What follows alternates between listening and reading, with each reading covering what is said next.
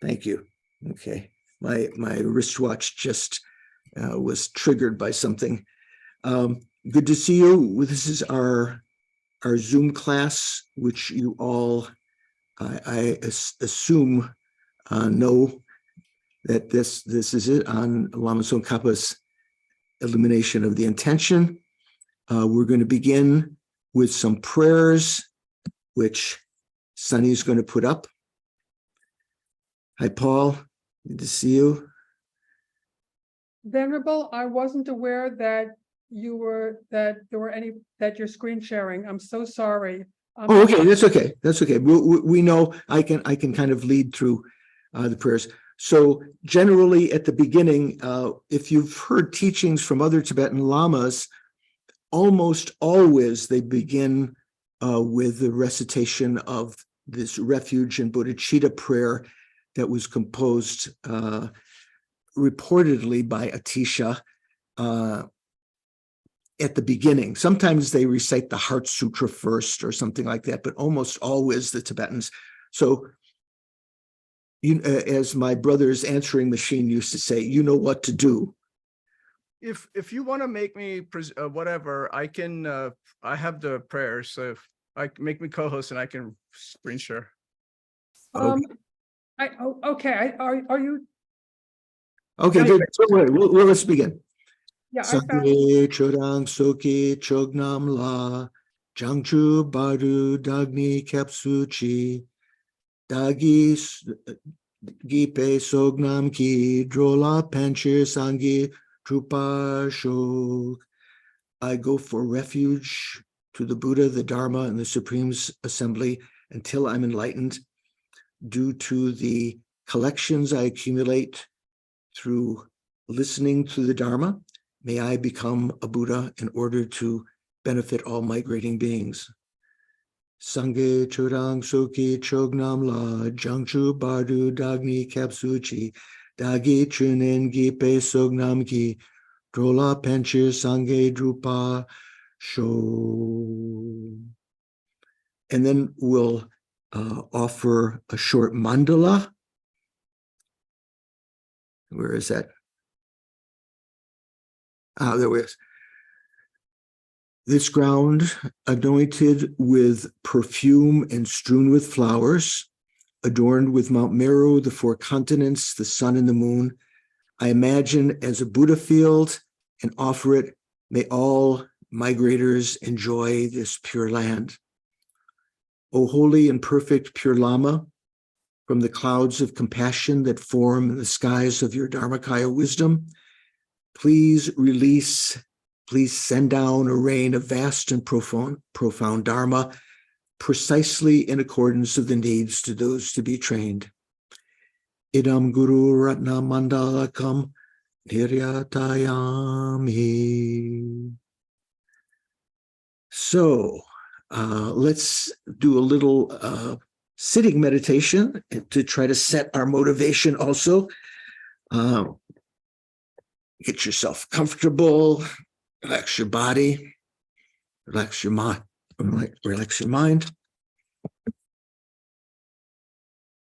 Recognize your breathing, focus on it, keep it in mindfulness to the exclusion of other thoughts.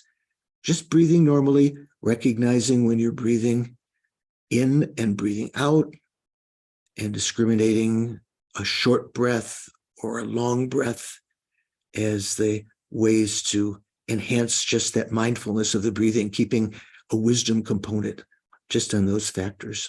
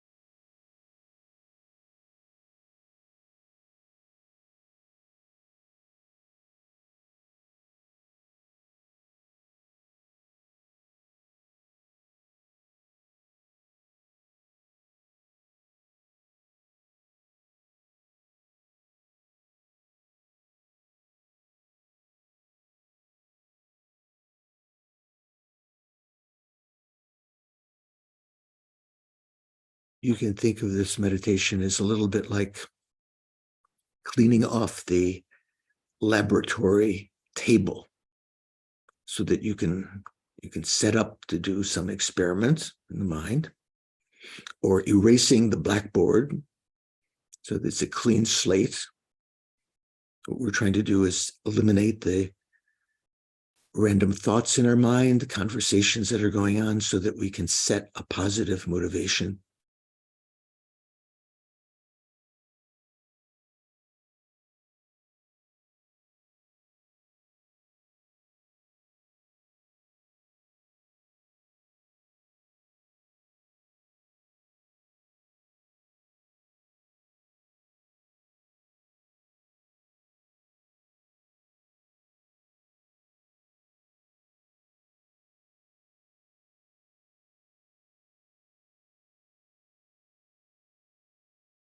Now, having begun that process, let's go a little finer.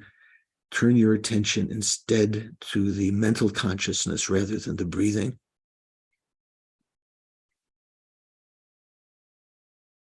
We're trying to look at its clear light nature, but first of all, we have to recognize its contents.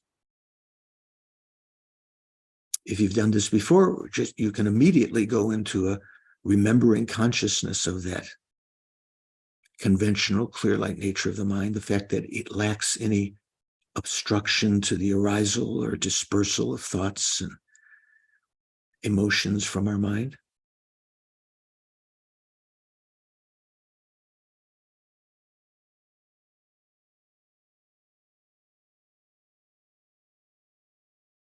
Ideally, this is a state that is non-conceptualizing, so that goes along with trying to let go of the appearances to the mind, or the emotional states, or the afflictive states, or even positive states. It's known with your mental consciousness, not with your eyes or ears or body consciousness and so forth.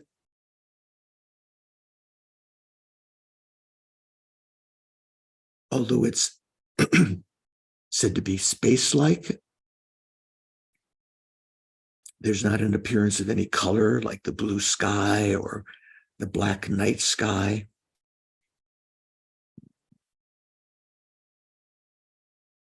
It's an awareness that has the wisdom that recognizes just the lack of any obstruction to the arisal or dispersal of conceptual activity.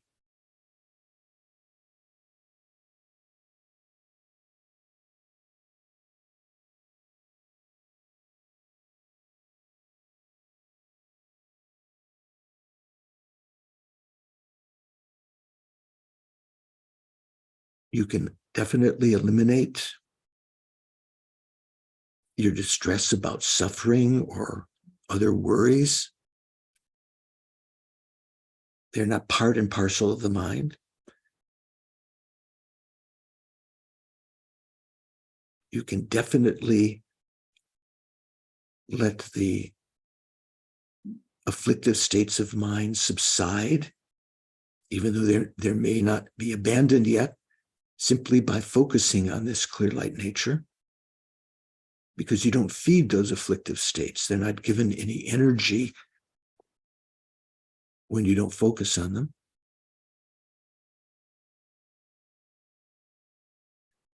And then it dawns to you that this is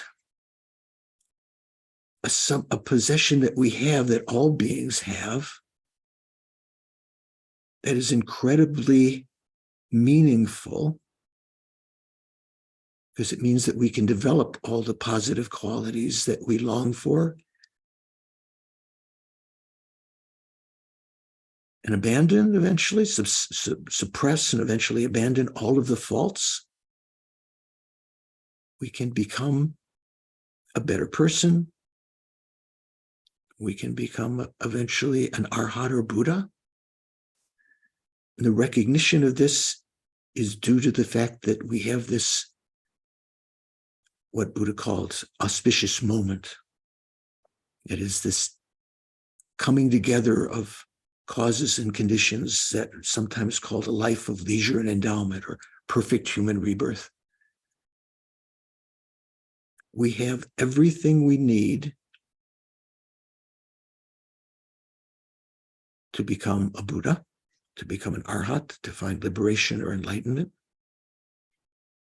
We don't need a bigger bank account, a better job, or special location.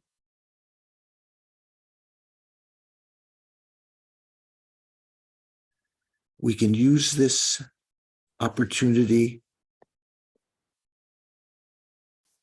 having heard the Buddhist teachings, not simply to find some happiness this lifetime, following the 8 worldly concerns, the 8 worldly dharmas, although that often dominates even our thoughts sometimes, and certainly ordinary people's thoughts. But we can use this life to not only develop the causes to find liberation for ourselves from cyclic existence, but we can, by developing empathy, love, and compassion for sentient beings, all of whom have been intimately related with us in numberless lifetimes in the past that we don't recall now. They've all been our mother numberless times and have been depthlessly kind as the kindest person you know now this lifetime. Say someone who's been your mentor or your friend or your mother or father, brother, sister. All sentient beings have been as kind and more kind numberless times in the past. We just don't recall it now. Seeing their plight as being enmeshed in this ocean of cyclic existence without a guide, most of them, buffeted by the emotions, by the conversations that they hear, striving just for the pleasure of the senses or love or power or renown.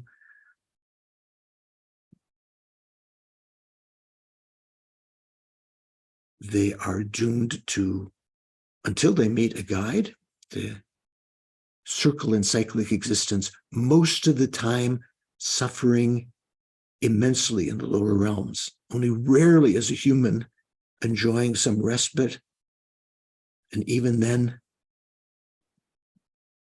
immense suffering of sorrow and loss of friends and not having their desires fulfilled and changing position and so forth. All of these beings who've been kind to us, in a sense, we have the opportunity to lead them out of that suffering because we have a karmic connection with them. So to develop the thought of becoming a Buddha, fully enlightened being, for their sake, so that we can lead them not simply with advice this lifetime,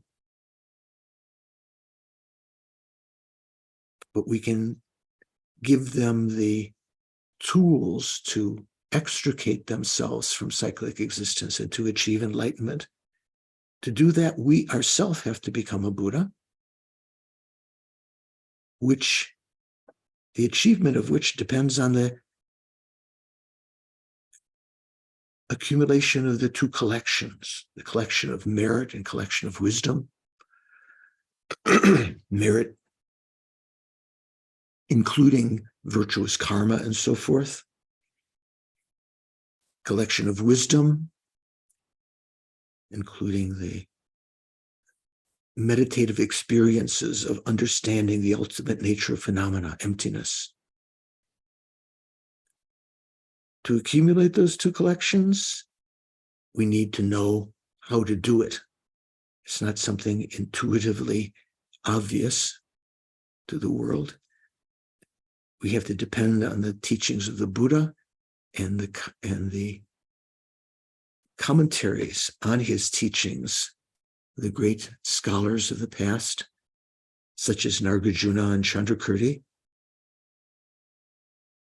and especially the text we're studying by Lama Khapa, commenting, explaining Chandrakirti's great text, the Madhyamaka, which itself is an introduction to Nagarjuna's teachings on emptiness, which themselves were commentaries on the Buddha's perfection of wisdom sutras. So I'm going to participate today in listening to the teachings with an open mind, even if I've heard the teachings before, contemplating the meanings to develop the wisdom of contemplation. And when something becomes clear to us, to pause on that for some moments in a concentrated state to develop a similitude of the wisdom of meditation.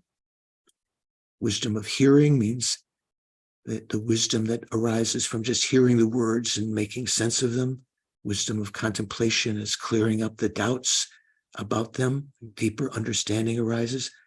Wisdom of meditation arising from the holding one's mind single-pointedly on those conclusions that one developed through the contemplation to leave a deeper insight into the mind. I'm going to do this in order to accumulate the two collections, in order to become a Buddha, so that I can benefit all mother sentient beings faultlessly, spontaneously, effortlessly, taking them out of cyclic existence eventually. It doesn't mean immediately taking them out. It might take any individual sentient being eons to, under the guidance of a teacher, to escape from cyclic existence or to achieve enlightenment. I'm going to participate today in order to become a Buddha, to benefit all mother sentient beings.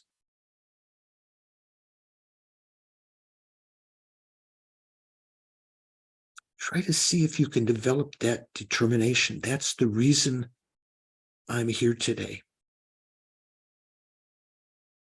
That's my long-term goal, like the end point of my journey to become a Buddha for the sake of sentient beings.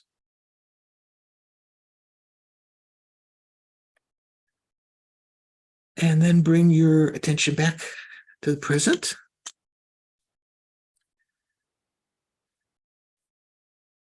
I just see that some people writing, John, Anna, Rocio, Pranav. So we have a new member joining us today, Miriam, Miriam W., who used to be at Land of Medicine Buddha. So she's known by a couple of the members here today. So it's good to see. Miriam is off camera right now. So before we begin, how are we doing? Any questions about the meditations that we've been doing continually? Any questions about the previous classes or other thorny Dharma itches that you need scratched? How are we doing? John, anything? You're okay? Okay. Pranav, okay, good. Pranav has his hand up. Yeah, Venerable, I had a question. Sometimes we like visualize Tara and or any deity, and we visualize that the deity is spreading love, compassion on all beings. Right? But let's say when deity is spreading love on all beings, maybe even a dog, let's say I'm praying for her, and the dog herself kind of transforms into Tara, then what am I doing? I'm invoking a deity to shine light on himself or herself. So Yeah. So we're various things. So in that kind of deity practice, there are various levels. Sometimes it was what was called the excuse me, the front generation of the deity. You might consider Pranav, nice Indian boy. Where are you, Pranav, in Delhi? Yes. No, so I'm a nice Indian boy in Delhi. Or more sophisticated, you generate yourself as Tara, and you're visualizing Tara in front and invoking through your practice of that sadhana, that practice, invoking Tara's compassion, it's kind of like prayer. So that's in the front generation stage. You are generating merit by making offerings to Tara and virtuous requests, not requesting that you get the latest PlayStation or that you get a new Maruti or something like that. But virtuous thoughts. So you're collecting merit. Eventually, in that kind of practice, when it's more developed, Tara comes close to you, absorbs into you, blesses your mind stream, and you imagine the process of you eventually becoming enlightened. You yourself have a self-identification as Tara, and at that point, you're kind of practicing what you will eventually do when you become enlightened. That not just asking Tara to send some compassion down to the dog, but you yourself, out of compassion, sending,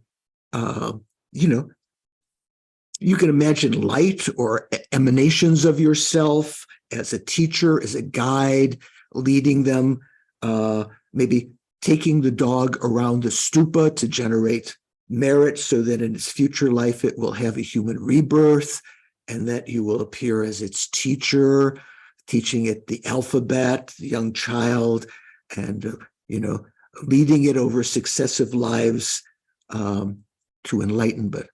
So that first process, when you've not yet identified yourself as Tara, just Tara in front praying, that's a prelude to that. In order to accumulate merit, it's called a front generation of the deity, and then later,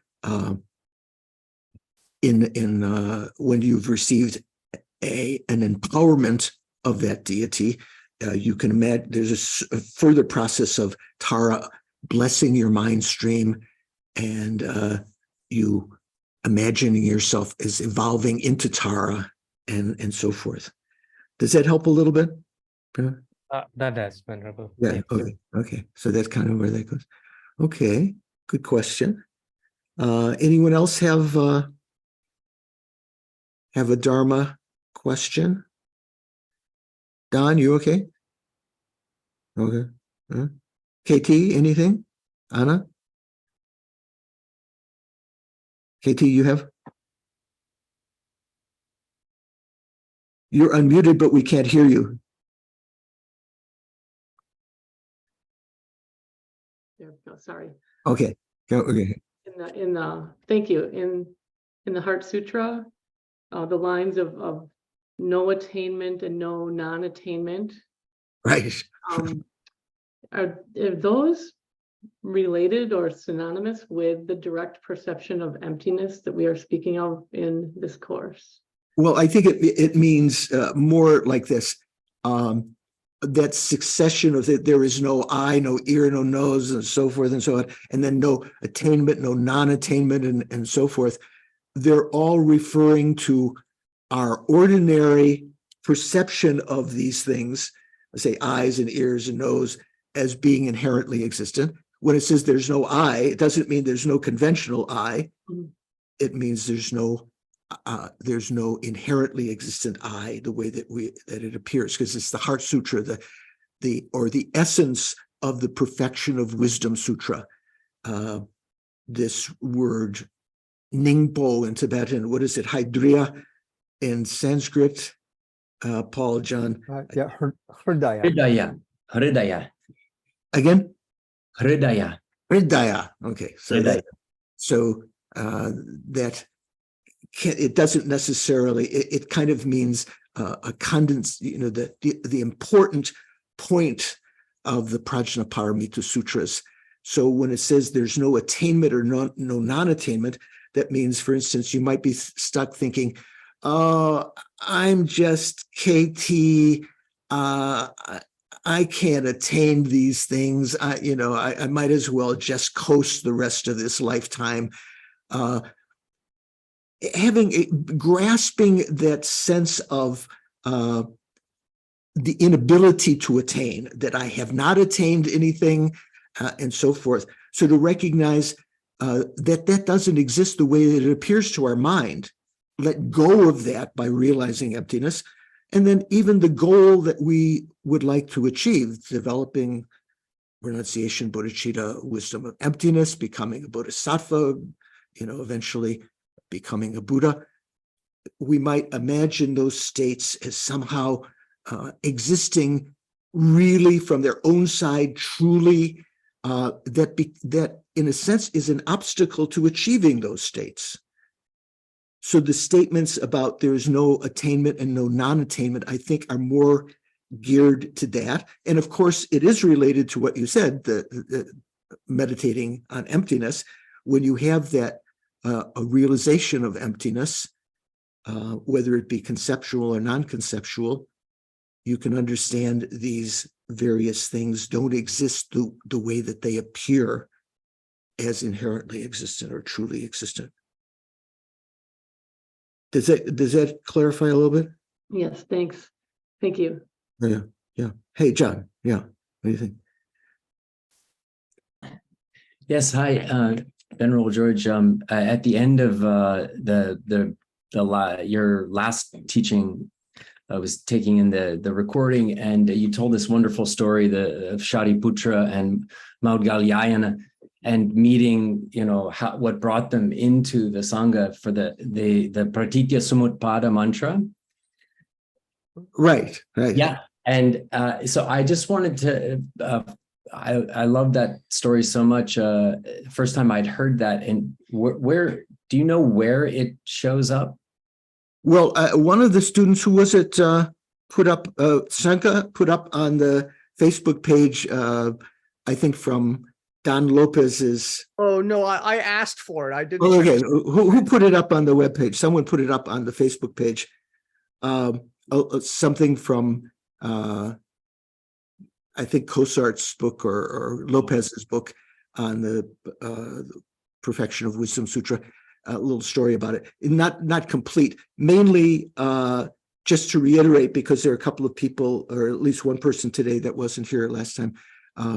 The story was that before they met the Buddha, Shariputra and Maudgalyayana were buddies from childhood, and they always had this kind of like today, like kids say, "Oh, when we grow up, we're going to become baseball stars, or we're going to play in the NFL or something like this." Their thought was, we're going to find the deathless state, and if one of us finds it, we're going to tell the other one, And they had this since childhood. At one point, Shariputra was traveling after having studied with a non-Buddhist teacher. Of course, the Buddha hadn't, his teachings hadn't spread yet, and finding that they were not correct, he was traveling around and he saw this sage, Asaji, or we say, what is it in Sanskrit? Asvajit, who had been one of the 5 disciples of the Buddha who had received the first teaching from the Buddha. He had been one of the disciples that had done the 12 years of ascetic meditation with the Buddha. So he had a good familiarity with the Buddha. He saw him and asked him about how he was so, what teachings he had used to achieve his demeanor of calm and erudition and so forth. And he said, I'm a disciple of the Buddha Gautama, and I can't say very much. And Shariputra pressed him, come on, give me something, give me a morsel. It's kind of like the press conferences, the politician doesn't want to say their position. They say, come on, give me something. And so Asvajit said this famous phrase, ye dharma hetu prabhava hetum tesham tatagato haivata teshan shayo niroda evam mahashramanaya. And so that's been sort of a popular synopsis of the Buddhist teachings from that time.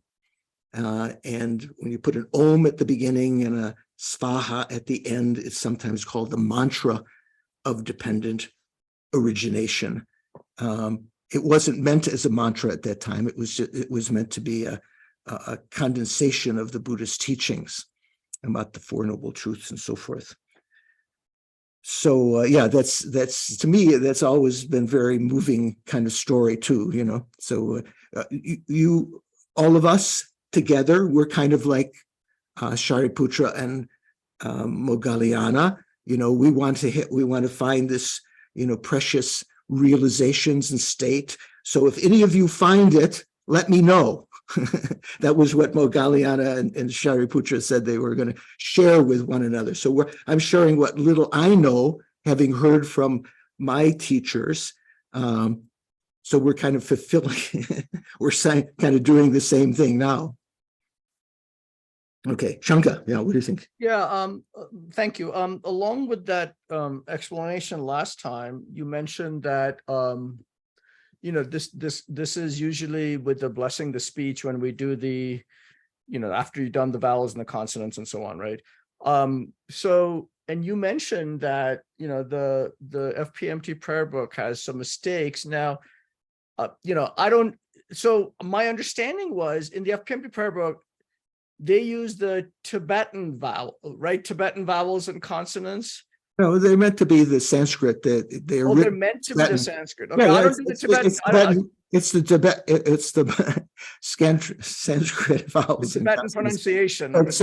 Except, but one of the problems in the FTNT book is that, like, for instance, we have kaka ga ga nga, cha cha ja ja nya.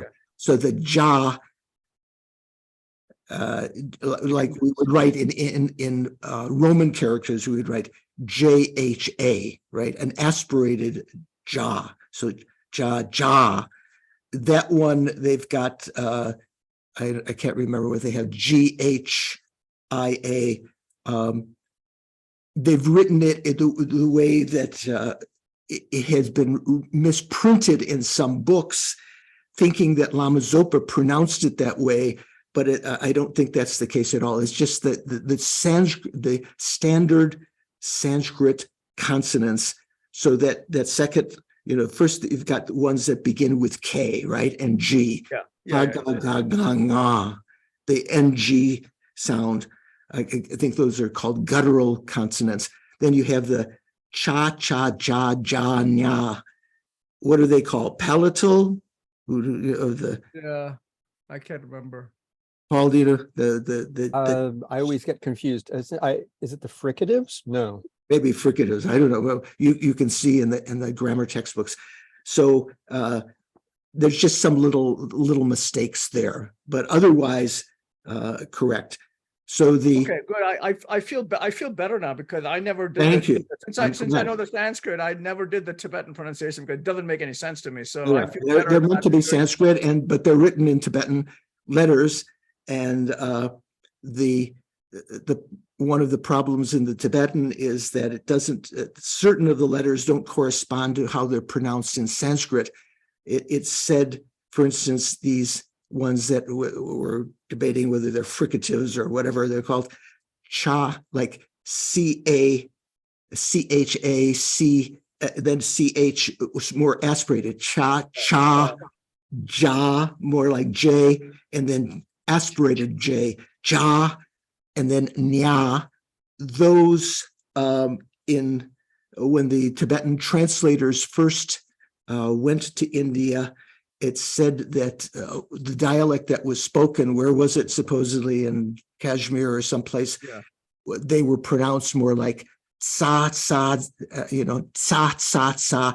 So like instead of saying Chittamani Tara with a CH, one of those consonants, the Tibetans often say Sittamani. So that doesn't accord with what generally is accepted to be the standard Sanskrit pronunciation of them. But anyway, those are fine details. Okay. So Stephen has sent some Wikipedia page to us there.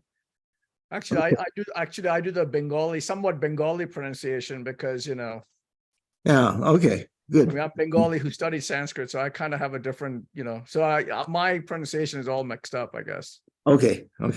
So anyone else have a question or comment? Okay. So we sort of finished the fifth Bhumi last time, but we need to go over a couple of points here. So I don't even know what page it is. It's at the end of the fifth Bhumi in Jimpa's translation. We were talking about cessation, and that true cessations and nirvana itself. So nirvana itself is a true cessation, right? True cessations means cessations. They are sort of speaking generally. A cessation is a state in which you have caused the afflictions and their seeds to be no longer present in the mind. Or in the case of seeds, maybe the seeds are present, but they are no longer able to give rise to afflictions in the future. So say if you have a cessation of attachment, would be nice, right? You no longer, if you see something that looks attractive, especially when you were before you had a cessation of a certain kind of attachment, that would usually trigger, because of the seed of attachment in your mind, the generation of thinking about that in a way, what we call inappropriate attention, thinking, oh, this cheesecake looks really good. This ice cream is really good. If I had a little bit of that, I'd be happy, and so forth, generating the affliction of attachment. You can cease that attachment so that it doesn't arise, mainly because you've caused the seed of that attachment to become impotent, or no longer capable of giving rise to attachment. So that's what true cessations are, not just the suppression of attachment and so forth.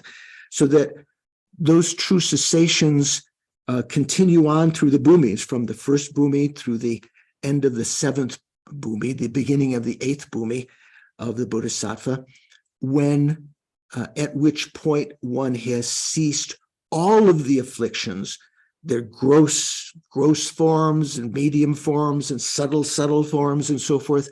And at that point, the bodhisattva who's achieved is entered in the meditative equipoise at the beginning of the eighth bhumi, has ceased all of the afflictions now. And so that particular state is called nirvana, right? When you've ceased all of the afflictions, not just some of them. And that Chandrakirti proposes, and Lama Tsongkhapa is explaining, is considered to be an ultimate truth, that cessation. According to the lower tenets, there are different views about what nirvana is, or what cessations are. They're more kind of conventional, thinking of them as conventional states, just being the state without the afflictions. But for Chandrakirti and for Lama Tsongkhapa, the true cessations and nirvana are ultimate truths. And you remember the reason for that?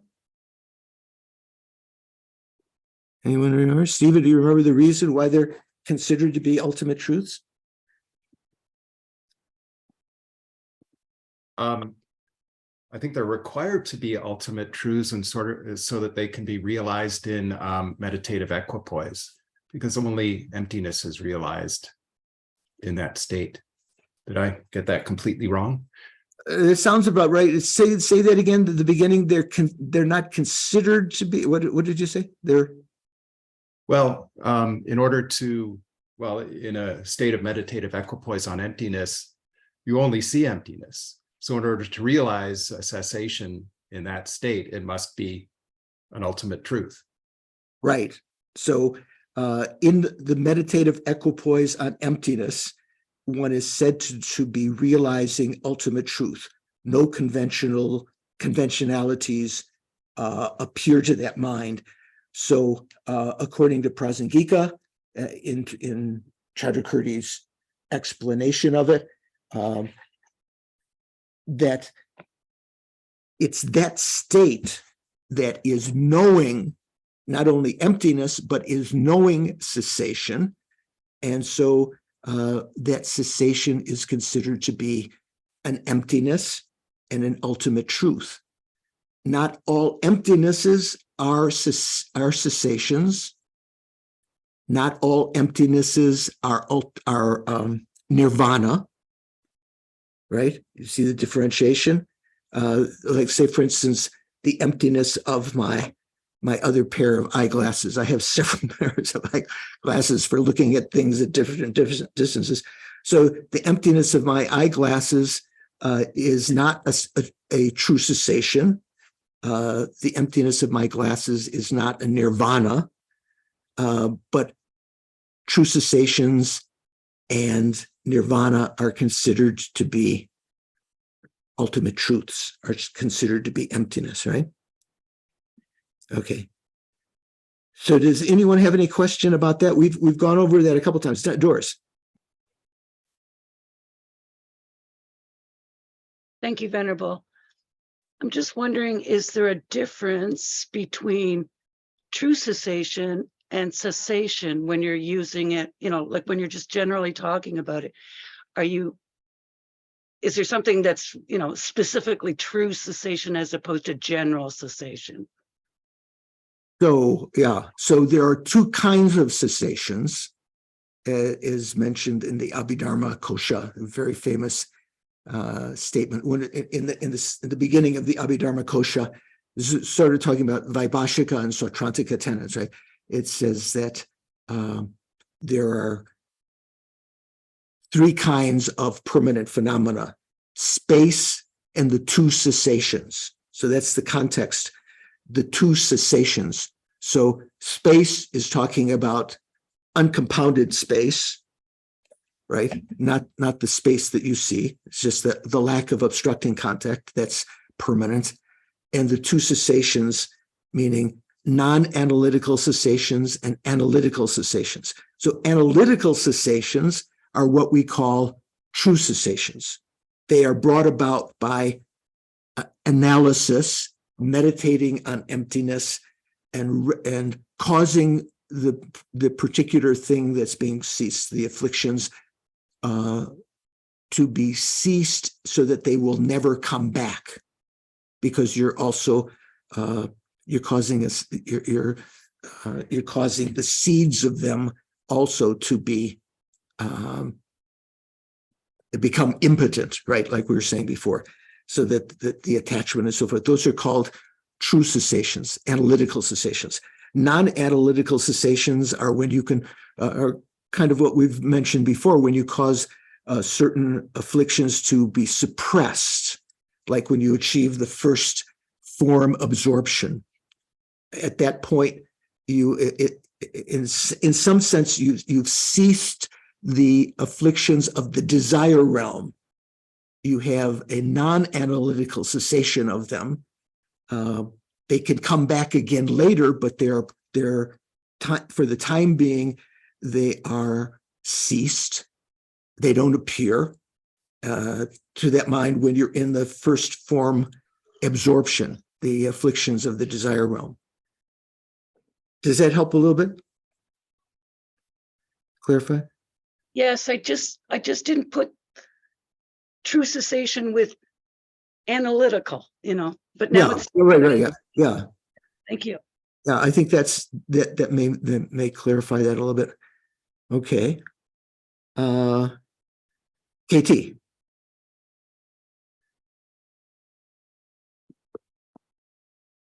Sorry, is Mahamudra considered non-analytical cessation? Or that open awareness? So Meditation? that's what you mean. So Mahamudra is a name that's given to various things. It's given to meditative technique. Like, for instance, when we talk about, in the Galukupa tradition, we talk about Sutra Mahamudra and Tantra Mahamudra. They're techniques. They're mainly talking about meditating on emptiness. So mudra is a word that means various things. Like sometimes it means gesture, like when you're making offerings, or when we're making the mandala offering, we make a mudra, hand gesture, right?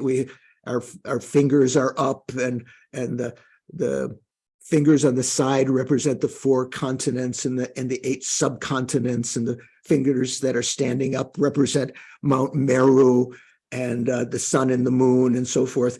That's one meaning of mudra. Or when you're making offerings, argam, padyam, pushbe, different kinds of hand gestures. That's one meaning of mudra. But mudra also means seal, S-E-A-L. Did I pronounce it right? How do you spell the animal seal? Same. Same. Okay, yeah, not the animal seal. I was thinking it's a different spelling. So, a mudra. Well, also mudra includes a consort. Also in tantric terminology, if you're a woman embracing a man, the man is your seal, and if you're a man, the woman consort is a seal. But generally, seal generally means, or a mudra means seal in the sense of authenticating something. So the great seal means the ultimate affirmation that phenomena are empty of inherent existence. It's been sealed because you've realized it directly.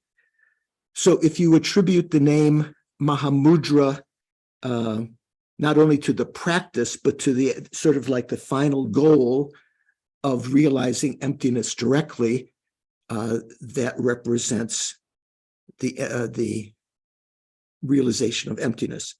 In the Sutra Mahamudra, we begin by just meditating on the conventional clear light nature of the mind as a means to develop tranquil abiding, shamatha. And then once that has been achieved, one meditates on the ultimate clear light nature of the mind, which is emptiness. And then in the Tantra Mahamudra, you use the various techniques to bring the airs within the body, the pranas, the subtle prana in the body within the central channel to the heart chakra, to activate the subtlemost clear light mind. And with that mind to realize emptiness directly. So there's a difference between the Sutra Mahamudra and the Tantra Mahamudra as techniques.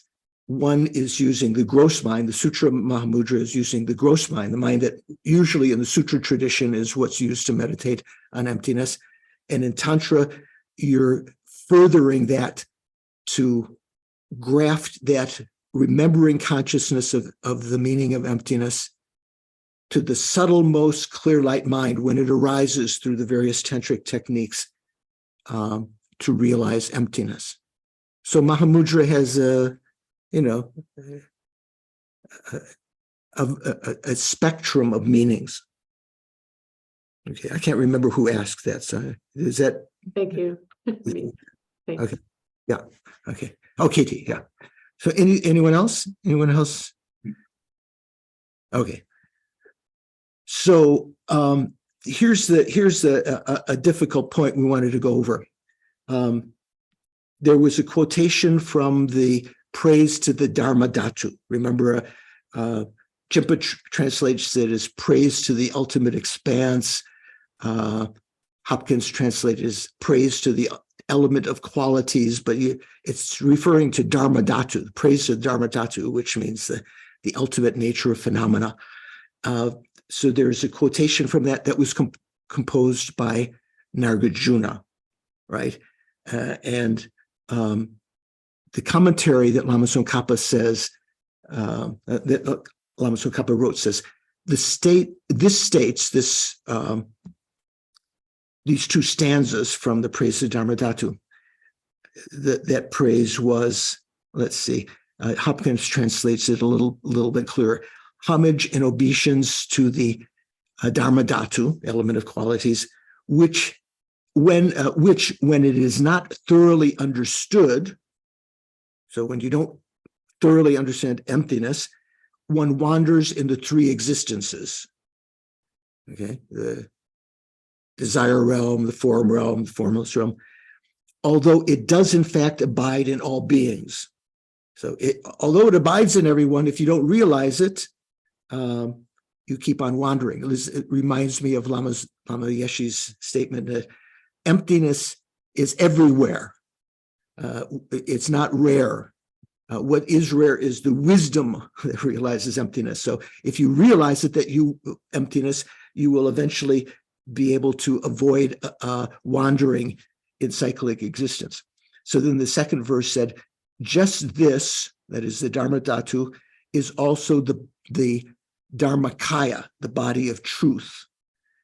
And the nirvana, so this was the important thing. Remember, we were talking about the cessation and nirvana are ultimate truths.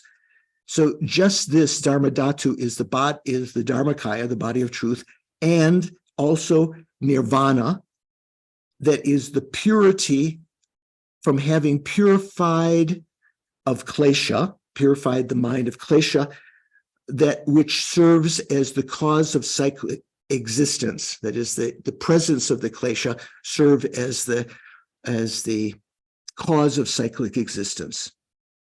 Okay, so that was the quotation. So Lama Tsongkhapa says, this states that when the ultimate nature of things,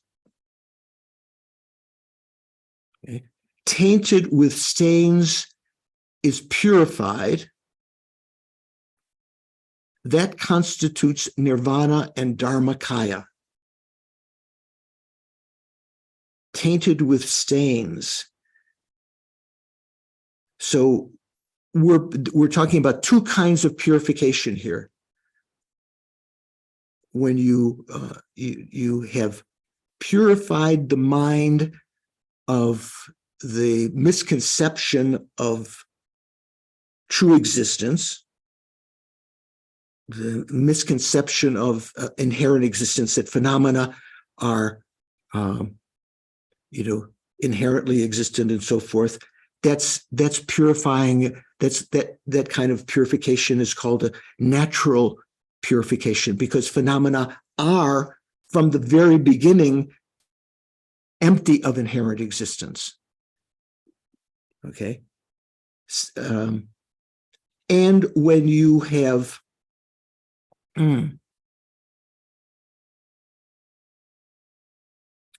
so that constitutes an elimination of adventitious stains to the mind, right? They are naturally pure from the beginning, but you also have, when you've realized that state, you've also eliminated the adventitious stains to the mind. There are two kinds of stains there. Similarly, there are numerous instances in the texts, in the treatises, where the objects of negation in the context of pristine ultimate reality is described as a stain. Well, maybe you could say plural. The objects of negation in the context of pristine ultimate reality are described as stains. What does that mean? Now, if it were impossible for the ultimate nature of things to become free of stains, any kind of effort or endeavor would be pointless. You wouldn't be able, if you weren't able to eliminate the stains from the mind, any kind of effort. William has lots of questions. I'll address those as we go along. Now, if it were impossible for the ultimate nature of things to become free of stains, endeavor would be pointless.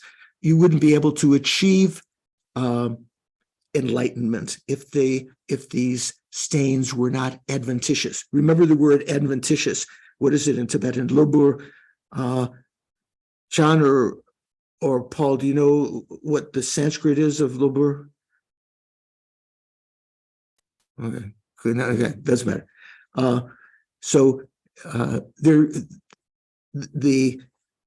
The stains to our mind, the afflictions, are not the nature of the mind. They are adventitious. That means they arise due to causes and conditions. Say the stains being the afflictions and their seeds. How do they arise? When you come in contact with something which is attractive or unattractive or causing suffering, and your mind inappropriately attends to that, then you can generate those adventitious stains. Okay. If, on the other hand, it is possible to abandon, to cease these adventitious stains, then this implies that its object of negation does have an existence to begin with. That is, the stains do exist at the beginning, right? Afflictions do exist conventionally, and the seeds of them do exist, and that they are knowable, that these stains are knowable. Because generally, when you talk about the object to be negated in emptiness, what do we usually think of? What is to be negated in emptiness? Anna, do you know if you talk about the object of negation of emptiness? Is that when you're referring to that there is no inherent existence? It's not a substantial, self-sustaining existence from its own side? Right. You don't have to add self-sustaining. You could, that's maybe on a grosser level. You can say there's that the object that we conceive of as being there, inherent existence or true existence, it doesn't exist at all. It's just it's like an imagination. Things appear that way, but they are that imagined inherent existence does not exist, never existed, like the horns of a rabbit or a sky flower or the son of a barren woman. They're things you might conjure up in your mind as existing, but they never existed. So that's one kind of stain. Phenomena are from the very beginning empty of that stain, but we have to realize that. So this is if on the other hand it is possible to eliminate these adventitious stains, then this implies that its object of negation does have an existence and is knowable. So this is a second category of stains. Two kinds of stains. One kind of stain or object of negation is an object of negation which does not exist, but you have to prove it to yourself. You have to realize that. That is that stain meaning inherent existence. Inherent existence doesn't exist, is not among objects of knowledge. So that's one kind, that's the usual meaning of object of negation. You know, what's the recognizing the object of negation in meditation on emptiness? You remember, you try to recognize how the mind is believing in the appearance of an inherently existent I, right? Or existing phenomena in general, but usually first realizing in terms of your own personal existence, how the mind is believing that, how it appears, and how it is, and how you believe in that. So the object of negation you're trying to negate is the existence of that inherent existence. The inherent existence does not exist, but you believe it. So that object of negation is one which does not exist. But there are other objects of negation, such as the afflictions themselves, which do exist, and also the appearance of inherent existence. Does the appearance of inherent existence exist, Paul? Yeah, that's among knowable phenomena, right? So that eventually has to be eliminated in the same way that the afflictions have to be eliminated, the delusions have to be eliminated, abandoned, or ceased, whatever terminology you're using at that time. So they are also called objects of negation. Okay. So we're talking about two kinds of objects of negation. Objects of negation that do not exist, like inherent existence, and objects of negation that do exist, like the afflictions, like the appearance of inherent existence. So Lama Tsong Khapa continues, this is analogous to the following example. Remember, I think William had lots of interesting thoughts about this. The rabbit's horn, which is the object of negation in the context of the phrase, the rabbit's horn does not exist, or the non-existence of rabbit's horn, right? That's the object of negation in that case. The rabbit's horn does not exist as a knowable. So that's analogous to what? That's analogous to the inherent existence. Inherent existence does not exist among knowable objects. It is a non-existent. You can't even call it a phenomenon, right? There is an appearance to the mind of the horns of a rabbit, but the horn of a rabbit is a object of negation that does not exist. Yet, one can still posit the absence of a vase, or if you like, vase, or maybe more, elementary, we say the word that's being translated here, bumpa. What is it in Sanskrit, Paul? Bumpa. John. Kalasha, I think. What is it? Is it kalasha? Kalasha. Okay. So generally, people translate later. They translate. Generally, just means a pot, right? But maybe more elegantly, you say a vase. Okay. So, yet one can still posit the absence of a pot whose object of negation, the pot, does exist in general as a knowable. How can that be? Like in my room right now, well, there are some pots and vases in here, but you may be in a place, you go have a picnic outside, you've just got your sandwiches, you don't have a thermos or any kind of other pot, and you say, there is no pot here, or there's no vase, there's no thermos here, right? That is the object of negation. What is being negated there is the existence of a pot, which does exist in general. So that's analogous to negating, talking about the afflictions as being objects of negation, because they do exist in general, but they are to be negated or refuted or eliminated or ceased eventually. We following? Making sense?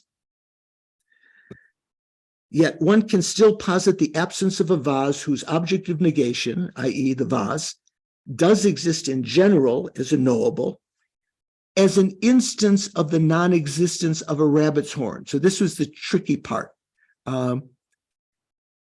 Jeffrey Hopkins translates it in a way I think is a little more precise. He said, however, the non-existence of a pot, the negative of pot, with the pot as the object of negation, and the pot existing among objects of knowledge, of knowable objects, can be posited as the non-existence of the horns of a rabbit.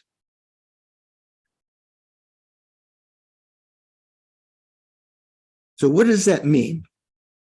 That means, the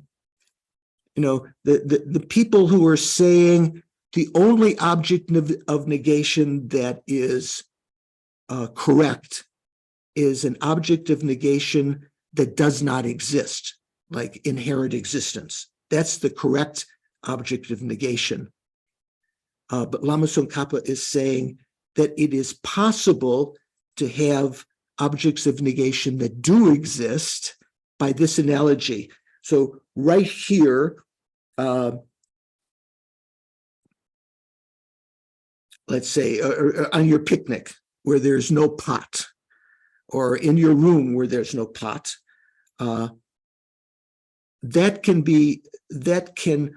what can also exist at that same point, at that same place, is the non-existence of the horns of a rabbit.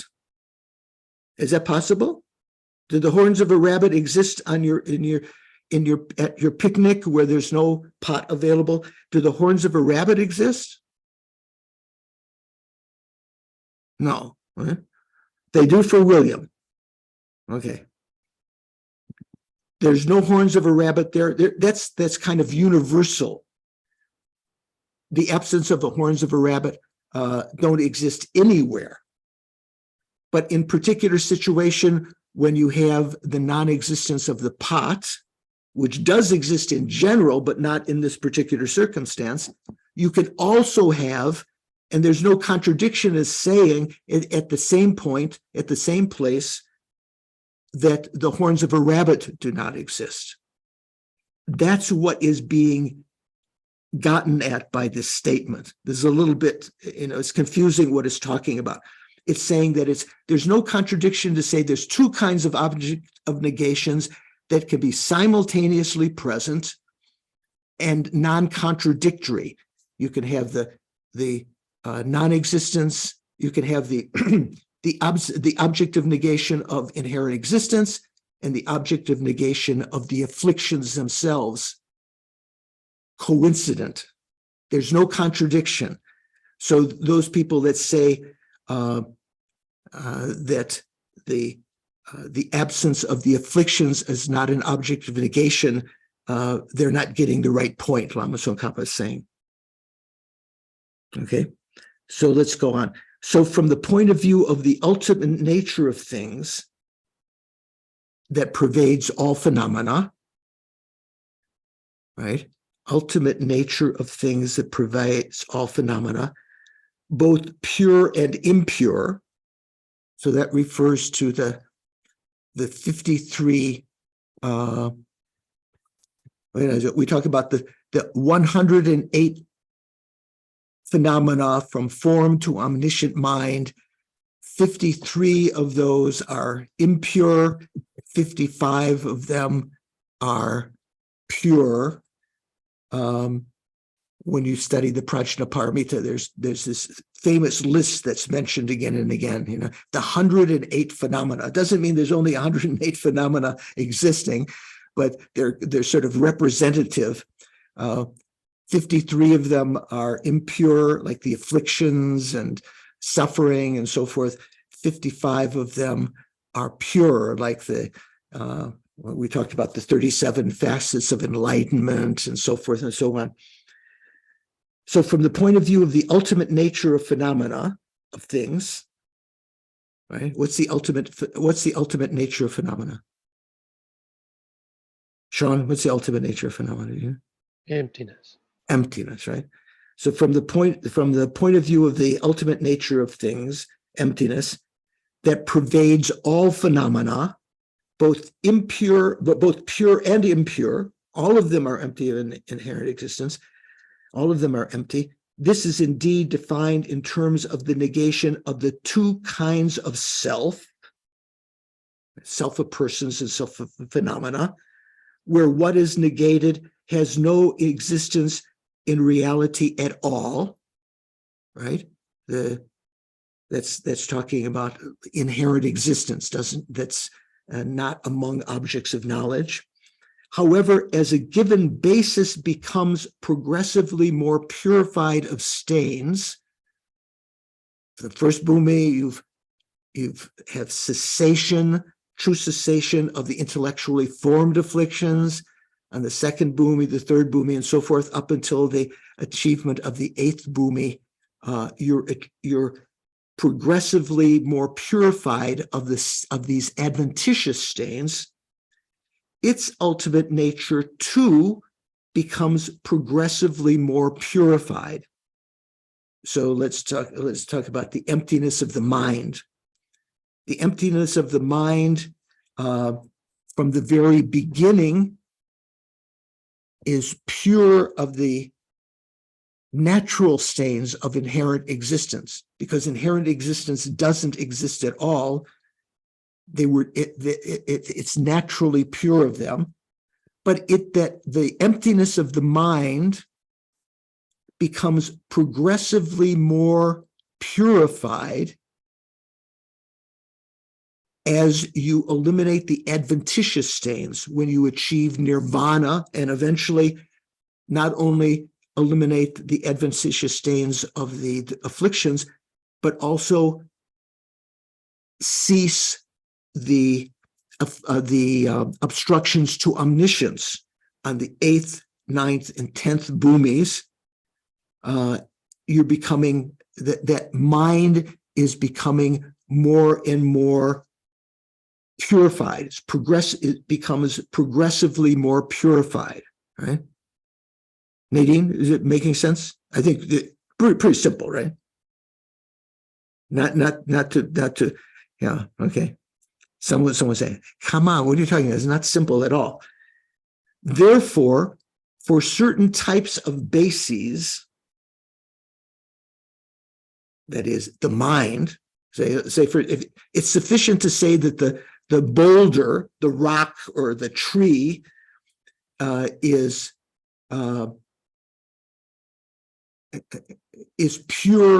purified of the object of negation of inherent existence from the beginning. It's free of the natural stain of inherent existence from the beginning, because inherent existence doesn't exist. But for particular bases like the mind, and I'm not sure why they don't state it explicitly here, for certain types of bases, meaning the mind, it is inadequate to leave its purity only one-sided as being free of inherent existence. Its purity must also include the purification of the relevant adventitious stains. How does Jeffrey say? It is not sufficient for its nature to be a partial purity.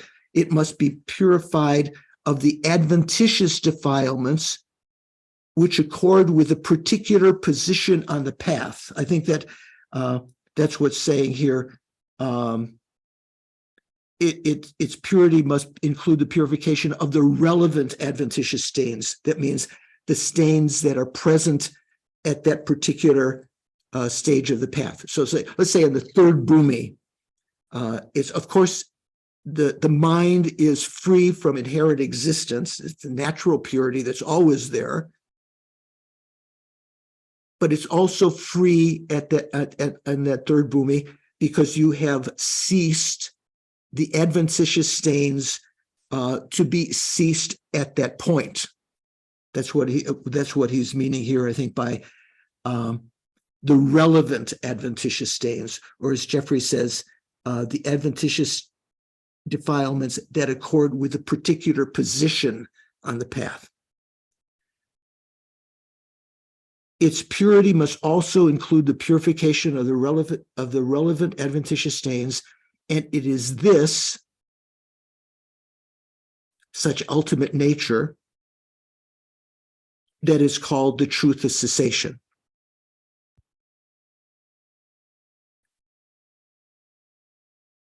Okay. So in other words, the truth of cessation is this amalgam. So usually when you talk about cessation, you're thinking about the ceasing of the defilements, which do exist in general, right? But also, as it said, there's no contradiction in saying that the absence of inherent existence, there's no contradiction in saying that that can be coincident with the absence of the afflictions. Its purity must include the purification of the relevant adventitious stains that would occur at that point, the afflictions. And it is this that is called the truth of cessation. Or Jeffrey says, these are called true cessations. So true cessations are not, from the Prasangika point of view, true cessations are not only a cessation of the afflictions, but they occur coincident with the absence of inherent existence. And that is known in the direct realization of emptiness. So the direct realization of emptiness, this, let's say when you've achieved nirvana or achieved Buddhahood, this state is what is he called? The actual truth of cessation. Truth of cessation is not only some kind of state, like the lower tenets believe, it's just sort of like a general absence of the afflictions, a conventional truth, but it is an ultimate truth because it's coincident with realizing the absence of inherent existence.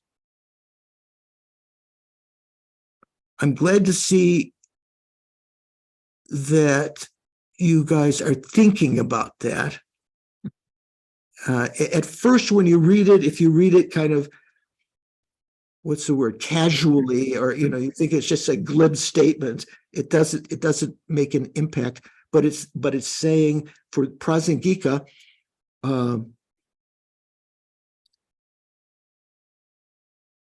true cessations are ultimate truths. It's just not like a conventional truth. It's an ultimate truth because it's realized coincident with the absence of inherent existence, the realization of the absence of inherent existence. The realization of the absence of inherent existence is realized fully, directly in meditative equipoise on emptiness. Okay, making sense? Okay, some sense. Someone think it doesn't make sense? Oh, Sean is using the Indian, I'm not sure, that Indian head tilt. What is that? That's kind of like, what do you think, Sean? Maybe I should try to repeat it back to you. So from what I understood, the actual emptiness of inherited existence is the true cessation, but in our minds, that state of No, let me stop you right there. The emptiness of inherent existence is not true cessation. Generally, what true cessation means is the absence of the afflictions, right? What is being ceased are the afflictions. So they are being ceased when you're realizing emptiness directly. So the two things are kind of linked. You only have true cessations when let's say you're only abandoning or ceasing the afflictions. The only time that you are abandoning them in the process of abandoning them is when you're meditating on emptiness. So true cessations are somehow linked with the realization of emptiness, right? Because they only take place, they're only occurring and when you're realizing emptiness. When they've already occurred, okay, they're there, but you only know them when you're realizing emptiness. So for the lower tenets, the true cessations, you can talk about them conventionally as though you can know them, that they're conventional phenomena that you would know outside of meditative equipoise. For the Prasangika, they are only realized in meditative equipoise on emptiness. And they are coincident, like because in that meditative equipoise and emptiness, you have the absence of the non-existent inherent existence, you know, the belief in that, and you also are that is coincident with the absence of the afflictions, which, like a pot or a vase, do exist in general, but at that point, in that meditative equipoise, the afflictions no longer exist. Okay, so it's worth thinking about. Paul, what do you think? You have a thought? I thought you were. Sounds good to me, George. Okay. Richard, what do you think? Is it okay? I think I understand it, but I'll have to think about it a little bit further. Yeah, reread that. Read if you have access to Jeffrey's translation and Jimpa's, and along with what I've tried to help out. Richard, is that music behind you? Is there a piano with sheet music behind you? It's not a piano. It's a MIDI keyboard. Hooks up to the computer, and yes, that's music. Nice. I did tons of it. Yeah. With Shanka and Jennifer, who's not here today. I think she's on retreat, and you, maybe some other musicians. We can have our own football team. You know, music. There you go. There you go. Just the thing for the hands of a musician. Right. Football. Yeah, right. Yeah, maybe not so much. Okay. You could have a choir. Yeah, we could have a choir also. Maybe we can sing. Okay, so that's what I wanted to go over again. We've gone over it. This is the third time. So you might say, why is it going over these things so many times? It's tradition in the commentaries by the Tibetan Lamas that there would be a first explanation in one lecture, kind of like laying out things, and some people might be satisfied with that. Then that would be repeated in more detail a second time in another, a subsequent teaching, that is, a series of teachings about something. And then again, in a third occurrence, or maybe even longer, there would be another synopsis, bringing things together, clarifying. So that's what I've, you might, I think Sean was kind of frustrated. When are we ever going to get to the sixth bhumi if you keep on talking about this darn fifth bhumi?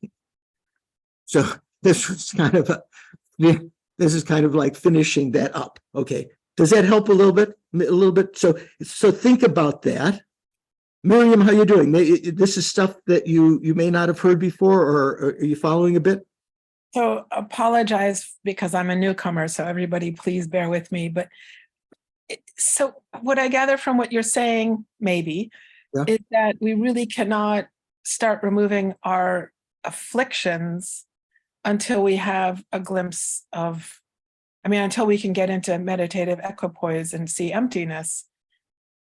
Is that right? Does that then happen at the fifth bhumi? Is that no? So the realization of emptiness, direct realization of emptiness, not just the conceptual realization of emptiness, which is valid. You are realizing emptiness, but that's with a mental image. That takes place on the first bhumi. Okay, when is that? That's the path of seeing. So when we talk about the paths, the path of accumulation, you become a bodhisattva, you have spontaneous bodhicitta, you accumulate merit. The path of preparation or connection, the second path is when you have, at that point, a combination of tranquil abiding and penetrative insight. Okay, Shine and Lakton, Shamatha and Vipassana, realizing emptiness. That's when you enter into the path of preparation or connection. Why is it called that? It's preparing for the path of seeing. It's connecting to the path of seeing, because now you have a realization of emptiness intellectually with concentration. Really, you've got emptiness, you realize it, but that is not sufficient to abandon any of the afflictions yet. It's only when that transitions to the elimination of the mental image of emptiness and you have a direct realization of emptiness that particular state of mind is able to abandon certain afflictions.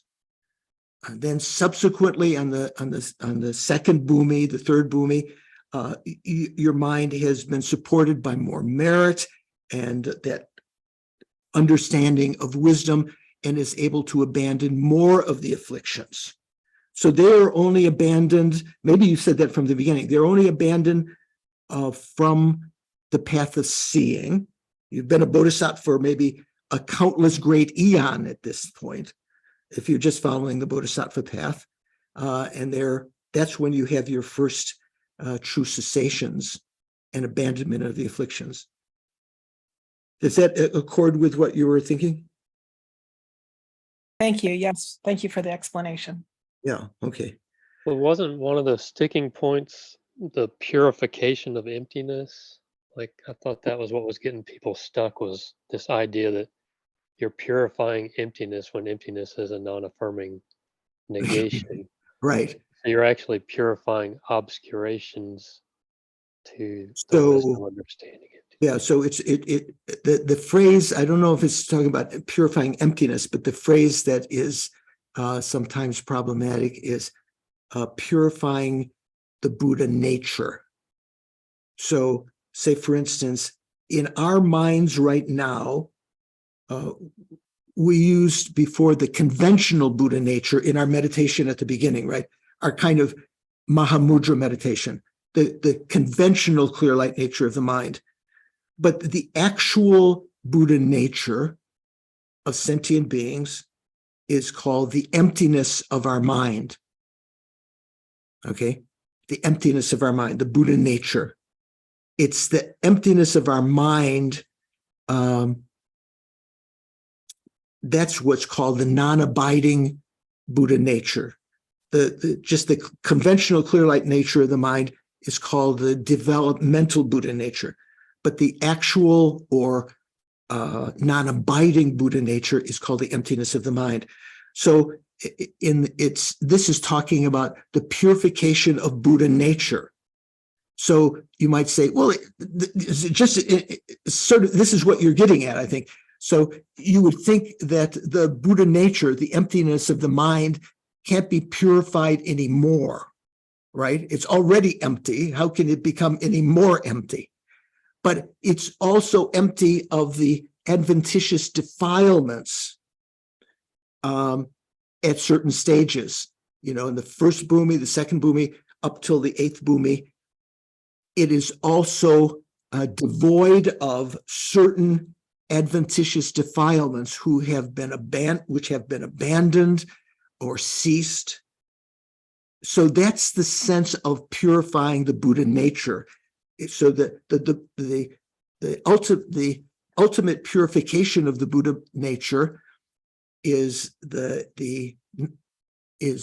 also the abandonment of the adventitious defilements. So at the state of Buddhahood, you are the emptiness of the Buddha's mind, let's say, the emptiness of the Buddha's mind. That Buddha's mind is not only empty of that natural defilements, of inherent existence, not defilement, a natural stain of inherent existence, because inherent existence doesn't exist at all. But the Buddha's mind is also free of the adventitious stains of the afflictions, and is also free of the obstructions to omniscience. So at that point, the emptiness of the Buddha's mind is no longer called Buddha nature. It is called the svabhavikikaya, or the nature body of the Buddha. So you could argue, you could say, although the Buddha has bodhicitta, which sounds counterintuitive because bodhicitta usually we think simply as the wish to achieve enlightenment for the sake of sentient beings, is the wish to become a Buddha for the sake of sentient beings. So you might think when you become Buddha, you no longer have bodhicitta because you're no longer wishing for it, but you have it. But it's said that the Buddha does have bodhicitta, but the Buddha,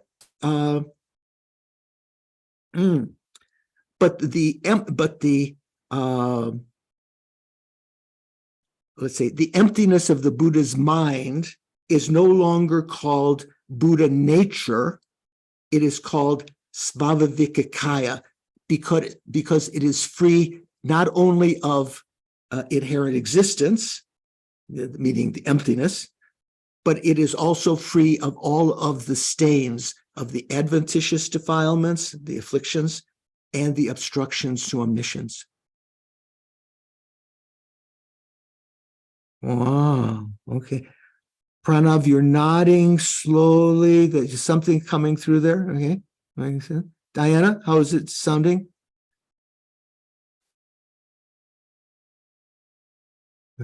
Can you unmute? Yeah, sorry, my space bars wasn't working. Yeah.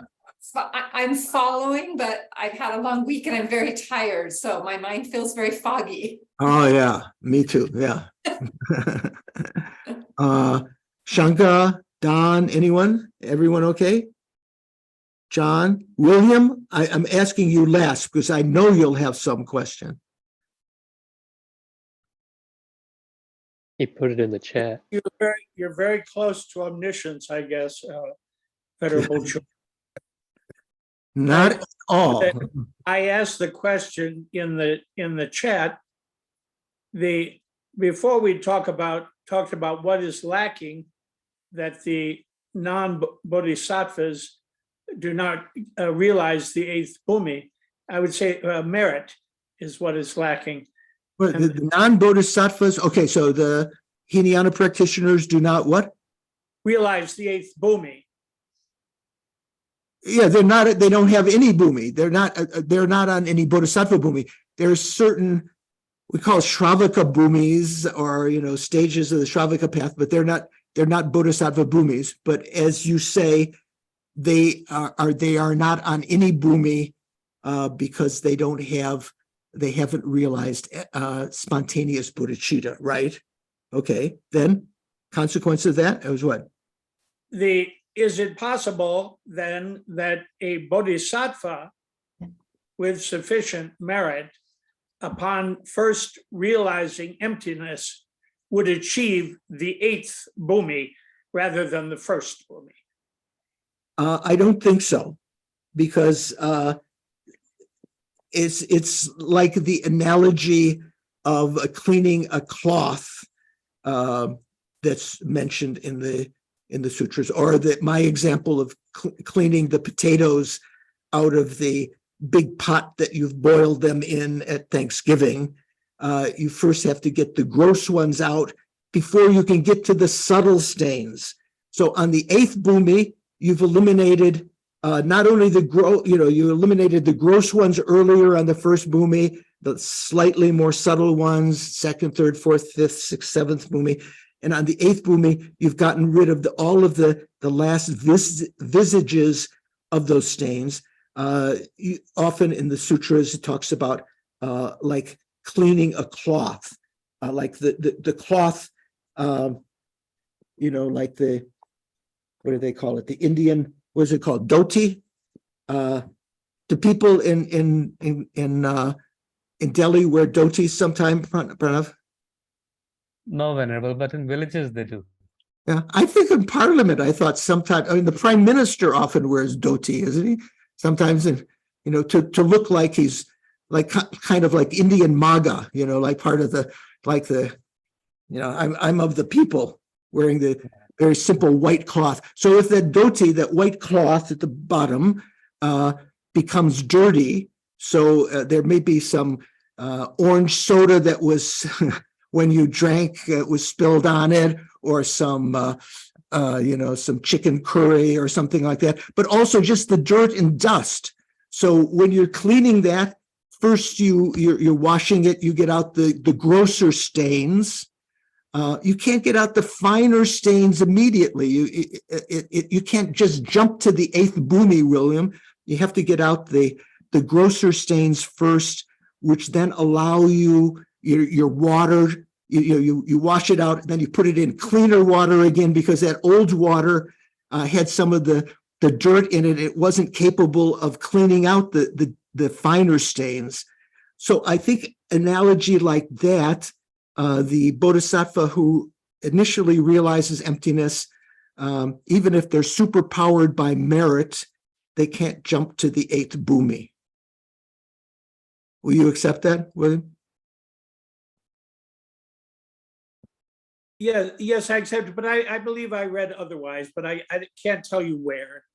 Oh, you believe that you read somewhere that a bodhisattva who's supercharged with merit could jump directly to the eighth bhumi? Upon realizing directly emptiness, would arrive at the eighth bhumi rather than the first or one of the others. Okay, if you ever find that citation, send it to me. That would be a good revelation. I will. I'm sorry to say it without having the citation. Okay, that's what you were checking for. You were Googling it for it, and you're okay.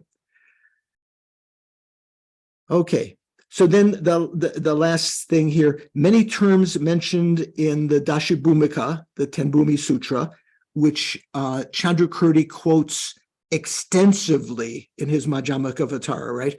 He doesn't say every word. Sometimes he skips phrases or simplifies, but he quotes it very often. And Lama Tsongkhapa doesn't often leaves many of those truncated. He just mentions them or leaves them out completely.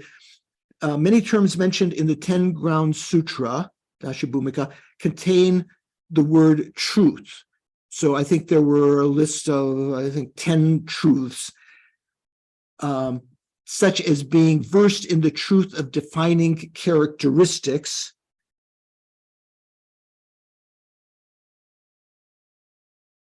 as Jeffrey says, the truth of definitions.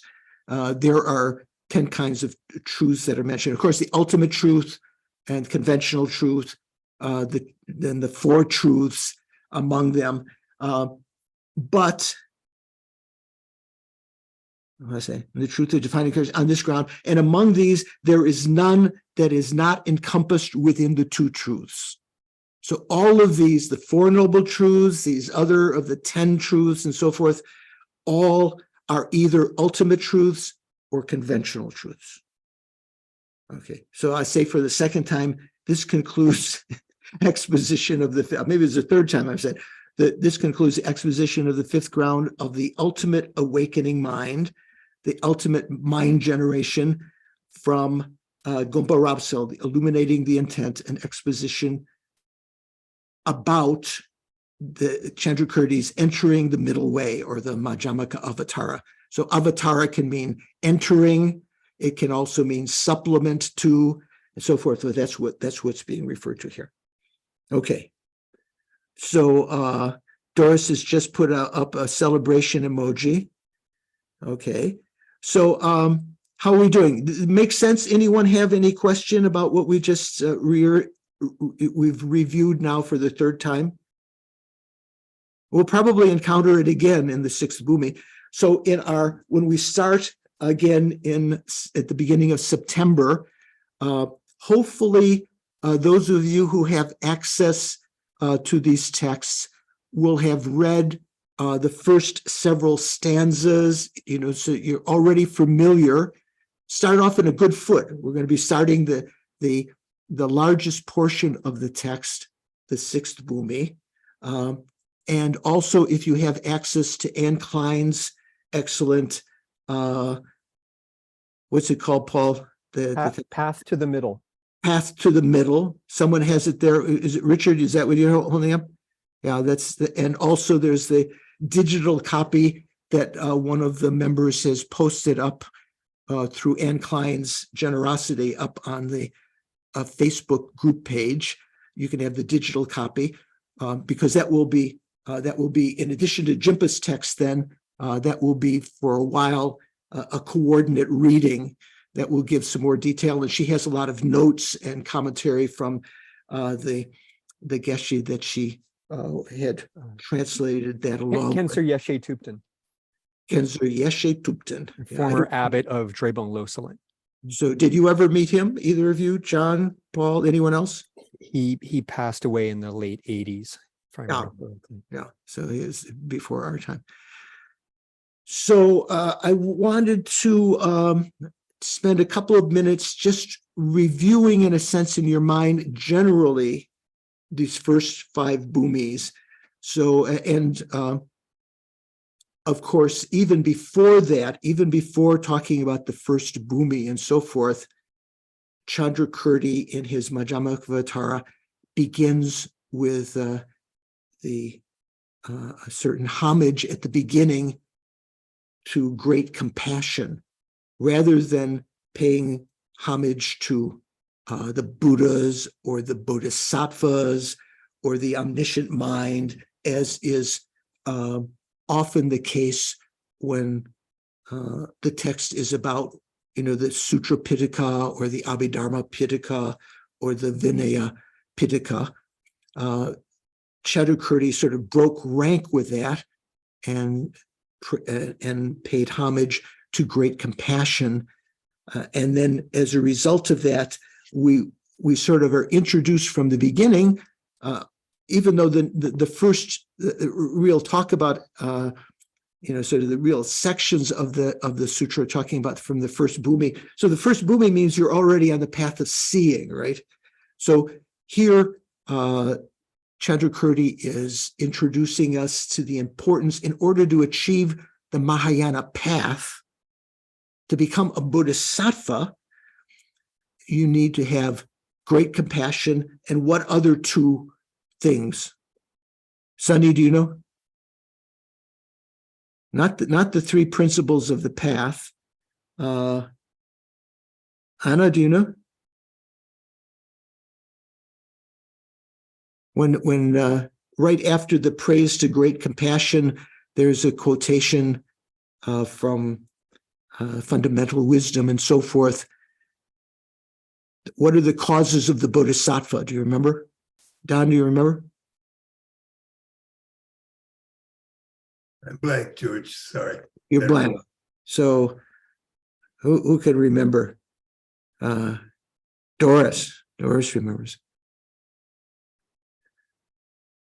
Great, excuse me, great compassion, non-dual wisdom, and the awakening mind. Right.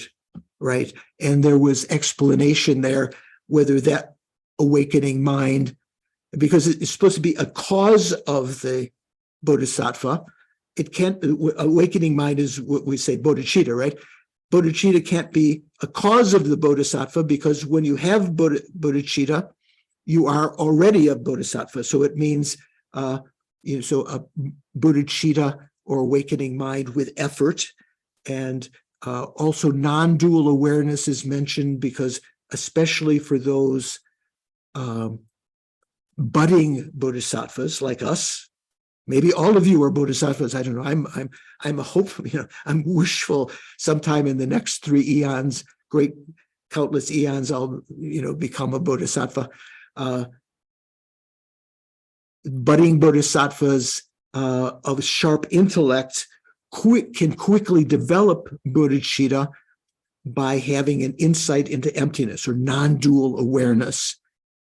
As a result of that, they have more ability to practice equalizing and exchanging self and others. So that's something that we can be using as we start having some understanding of emptiness. we can apply that to our practice of bodhicitta. You know, I don't inherently exist. Other sentient beings don't inherently exist. My aggregates do not inherently exist. My familiarity with me as being these aggregates or abiding in these aggregates is wrong.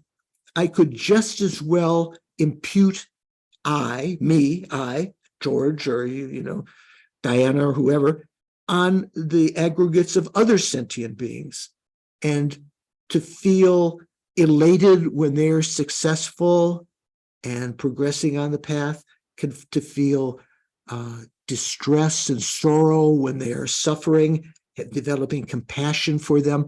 So that particular method of developing bodhicitta that was especially, although it came in the sutras and other things, but especially taught by Shantideva, is said to be something that those of sharp intellect who have an insight into emptiness, who have that insight into non-dual awareness, like Nagarjuna was referring to the three causes of the bodhisattva, that can cause them to develop bodhicitta more quickly than those who are the followers of faith, who rely upon the eightfold, the seven steps of cause and effect. You know, the recognizing all sentient beings as being your mother, remembering their kindness, developing a wish to repay their kindness,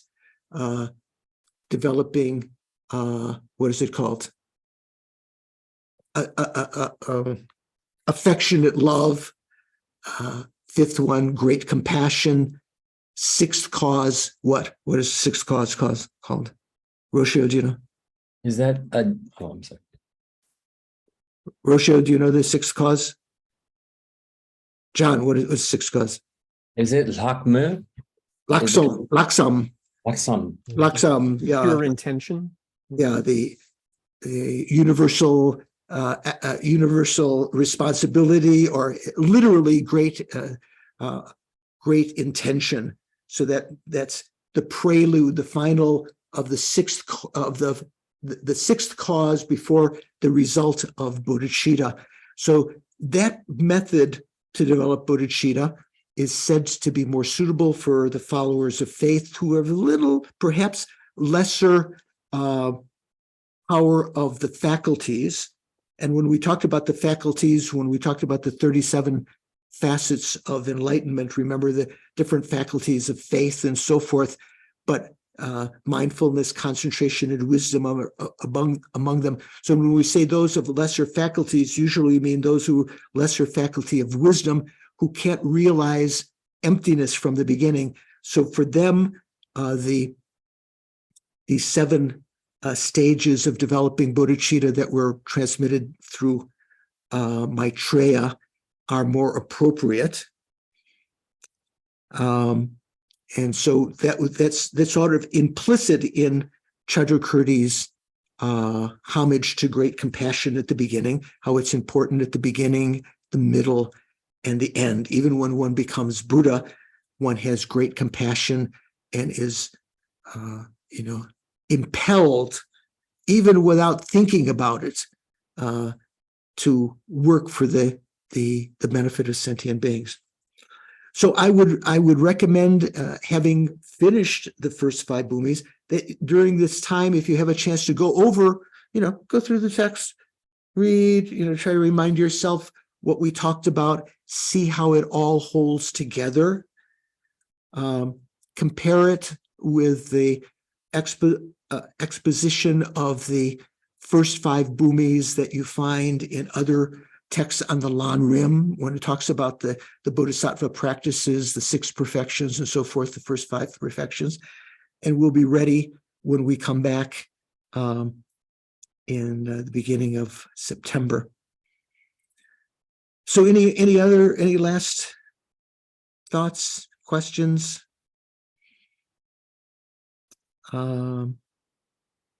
Okay. So we will, let's do a nice dedication, especially of the merit that we've created in this last, what has it been, a year and a half or a year, or how long has it been?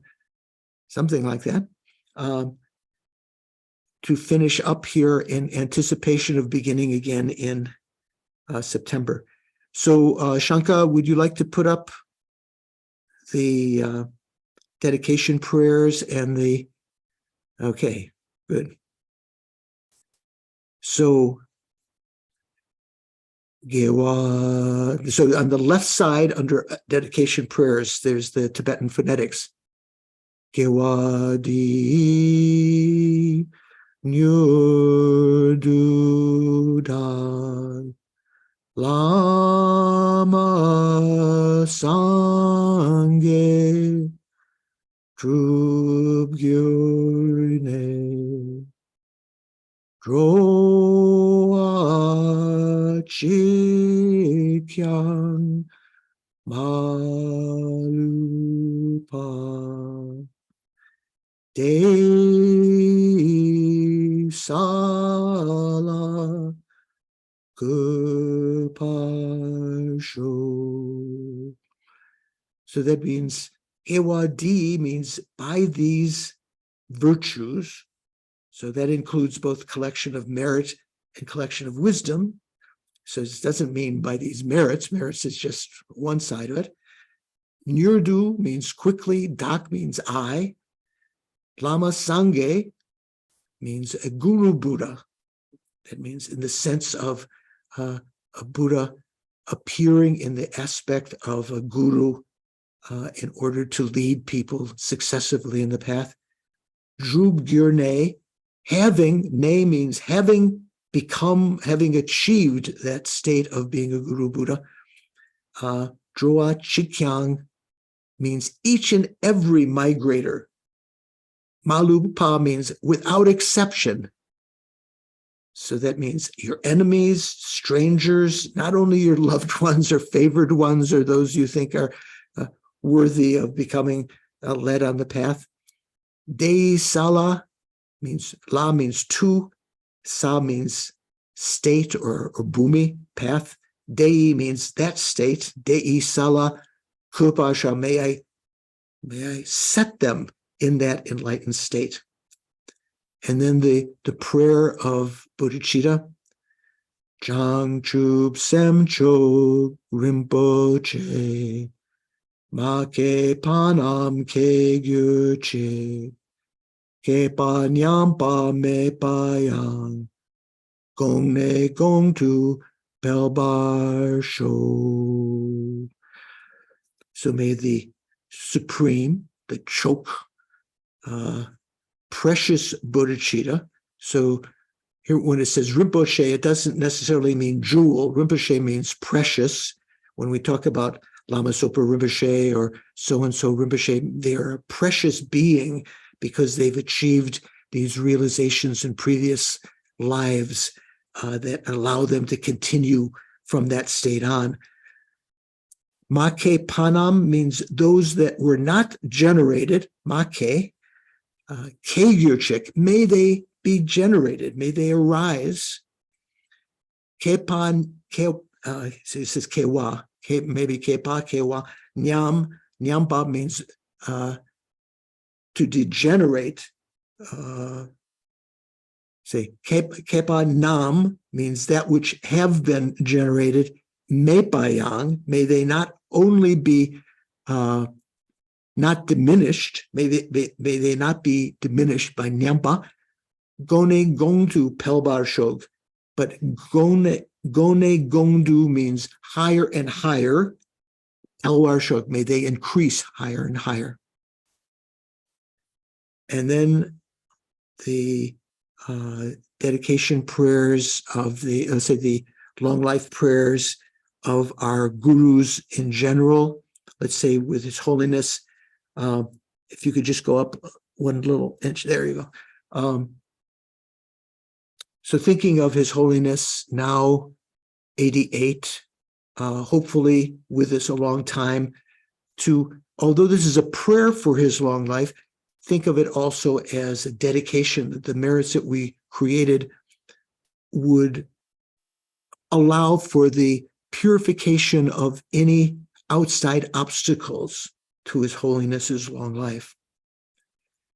Wish granting, wish fulfilling jewel, source of every single benefit and happiness in the world, to the incomparably kind Tenzin Gyatso, it's the ordination name of the Dalai Lama, I beseech, may your holy wishes be spontaneously fulfilled.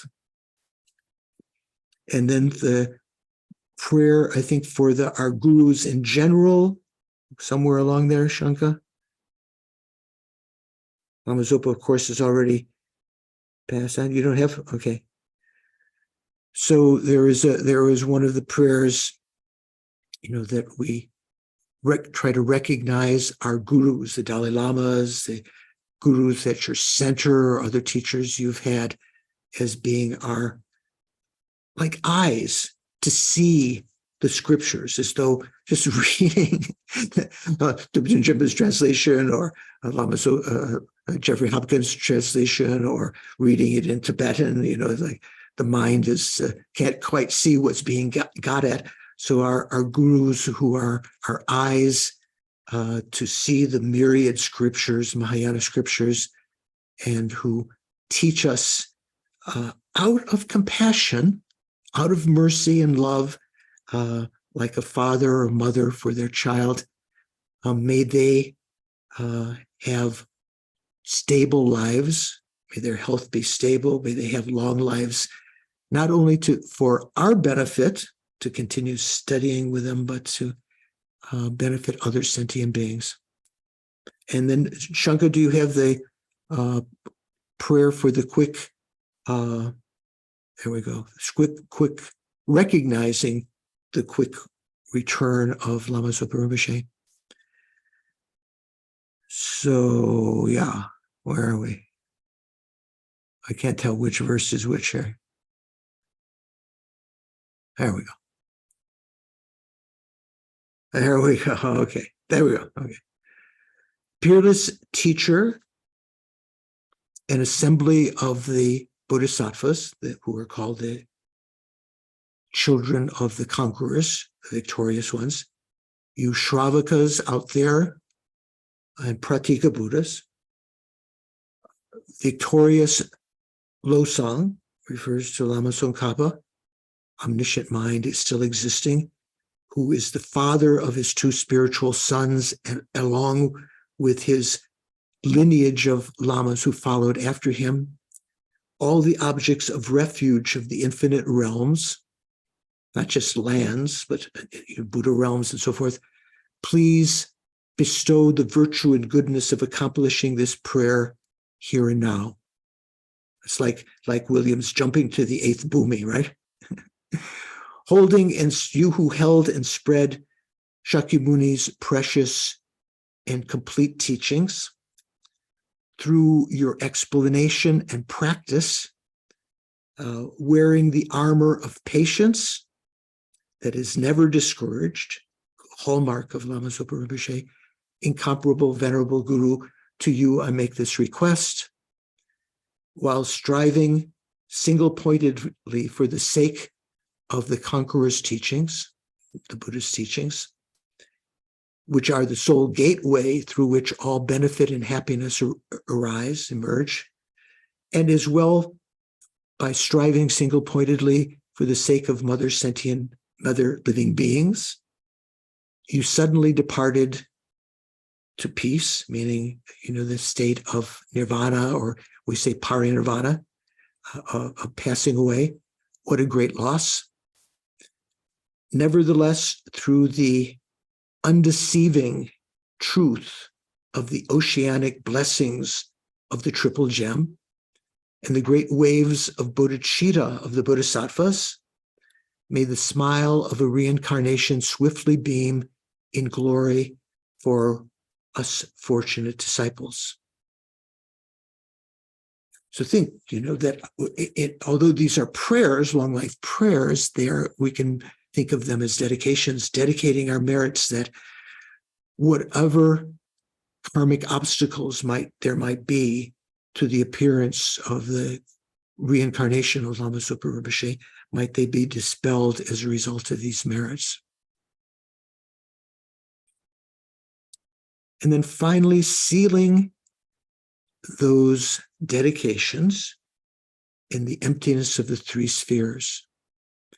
The virtues that we've created, both merits and accumulation of wisdom in the past, that we've accumulated today and this life, those that we will accumulate in the future, although they're not yet accumulated, we can dedicate them. It's like you know that you're going to be getting income, what do you call it, some income in the future, and you already dedicate that to our continued practice of the Mahayana path, day by day, year by year, life by life, up to and including the development of bodhicitta, renunciation, and the right view of emptiness, up to, for the purpose of achieving enlightenment for the sake of sentient beings. All of these virtues do not exist from their own side. They appear to our mind.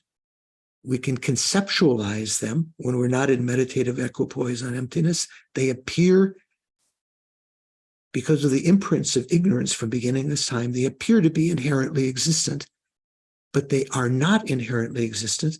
They do exist conventionally.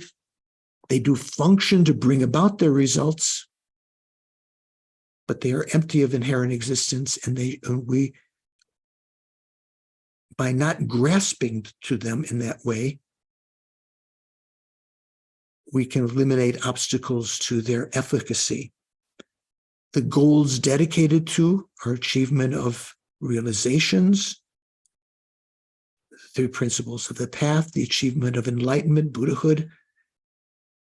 All of these goals can be conceptualized and are conventionally valid, but they appear to our mind as being inherently existent.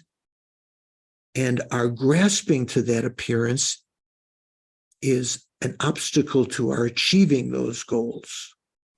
Like when we say there is no attainment, there is no non-attainment, they are not inherently existent.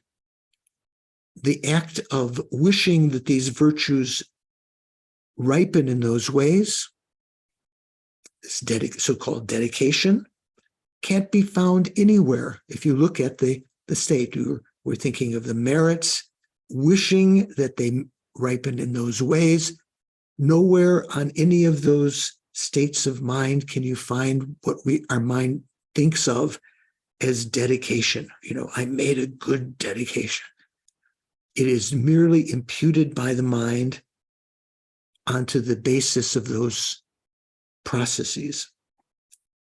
This is called, so meditating on the emptiness of these three is sealing the conventional dedication in the emptiness of the three spheres, so that those virtues, merits, and accumulation of wisdom can't be destroyed to the extent that we've meditated on emptiness properly, can't be destroyed by anger, by wrong view, disparaging the Dharma, abandoning the Dharma, slandering bodhisattvas, disparaging bodhisattvas, and so forth.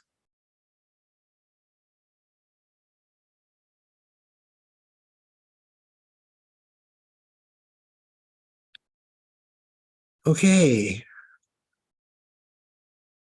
Thank you very much. Look forward to seeing you, a couple of you, I think William and Nadine, in our office hour and an hour and a half or whatever, and seeing the rest of you, some of you on Monday. We'll have one last discussion group. And then on September 2nd, we'll continue.